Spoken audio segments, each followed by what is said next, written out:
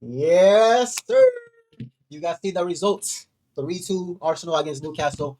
We conceded an early goal. As a matter of fact, in this match, I was disappointed that we conceded 2 goals. But nonetheless, soon it's coming. But today he was not there. Victor Gyökeres was not there today, but we won 3-2 comeback. Come from behind, win. Most of the players, good performance, especially in the second half. First half, decent performance. But second half, we turned it up a little bit. We scored the game winner, my boy Odegaard. I was afraid he's gonna miss. But the big talking point today, the big talking today, we are gonna talk about the 15-year-old Max Dowman. I ain't gonna lie, man. This is the next talent after Yamal. That's a big statement to make, but I believe Max Dowman is the next generation coming up after Yamal. Maybe he might not become as good as Yamal, but the way he's playing so far, Max Dowman, he's gonna become a top plus player. Like he reminds me of Jack Wilshere when he first came up. Hopefully he doesn't get the Jack Wilshere injuries. So there's that. But I gotta tell you, like I was even watching some other YouTubers earlier, and a lot of people are calling him to start. Which, in my opinion, the kid is 15, bro. Just let him rest, play in the academy. We got plenty of players that can play on the wing right now, and we're trying to get Eze. So the Max Dowman thing, bro, some of our fans, they need to calm down with Max Dowman. He's a good player, but he is 15, guys. He's 15. Give him another year or two for him to come into the first team. Then, we might start seeing him a little bit more. Like at the moment, guys, like calm down. Like calm down. Anyway, guys, these are the match stats right here. Let me block my face. These are the match stats. 51% possession for Newcastle, 49 for Arsenal, 15 shots to Newcastle's 13, and 7 shots on target to 6 for Newcastle. Not a bad game, to be honest. It's a preseason game. I was actually a lot mad a lot of the time because of the Newcastle players consistently like they look like they were trying to injure our players, bro. They're playing so aggressive for no damn reason. Even this Jarlington who gave away the penalties, thank God, because dude is so clumsy or doing some weird shit.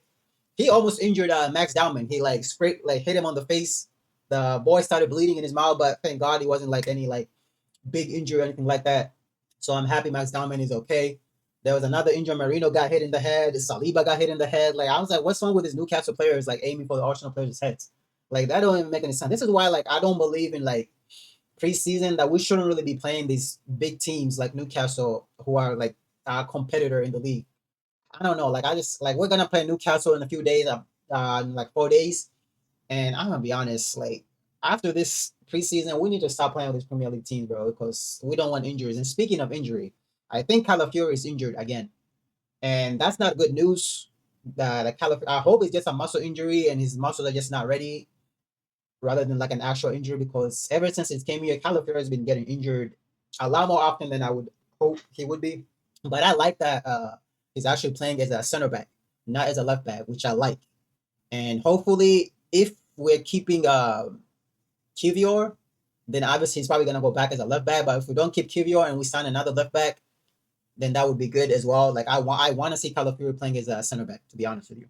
But obviously he's gonna be a backup to Gabriel if he plays as a center back.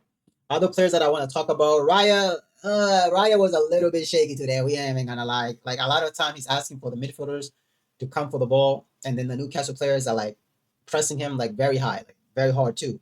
Lewis Skelly did not have his best game. I ain't even gonna lie. Most of the game, Lewis Skelly kind of looked iffy, like he wasn't ready. Obviously, all the players are picking up their fitness right now, but he looks like he's very slow playing the passes and all that stuff. Calafiori, obviously, he did all right. Got that little injury, unfortunately, but he was playing well. Calafiori, shout out to him. Saliba, mostly quiet, but he did have, he did what he does best. Stop attacks, played brilliant. Ben White, probably the quietest guy in the defense, to be honest with you. I don't even remember Ben White doing anything, to be honest with you. Mikel Marino scored the goal. I gotta tell you, man, this Mikel Marino guy, he's not a midfielder. I ain't gonna lie, Mikel Marino is not a midfielder. This dude finished that thing. I mean that goal with class. Like that guy just like placed it in the corner of the goal with the assist from Kai Havertz. Beautiful finish by Marino. Like I don't know, should he play as a backup striker or obviously a false nine? Clearly, we don't need another striker because I wanted what's it called to sign Sesko and Gyökeres. We got Gyökeres. We're not gonna get Sesko, obviously. Marino can be the third striker. He's good. He's a good player. I ain't gonna lie. Zubi Mendy, First half, he didn't play bad, but I could tell he was struggling to play in that DM position. I don't know if I should say like he keeps moving away from the number 6 position. Like I feel like he plays more like a box to box midfielder instead of a CDM. He's not like the party type who just sits there and just controls the midfield. Like I feel like he needs to learn to just sit there because a lot of the time in the first half, I noticed he kept going forward a little bit too much.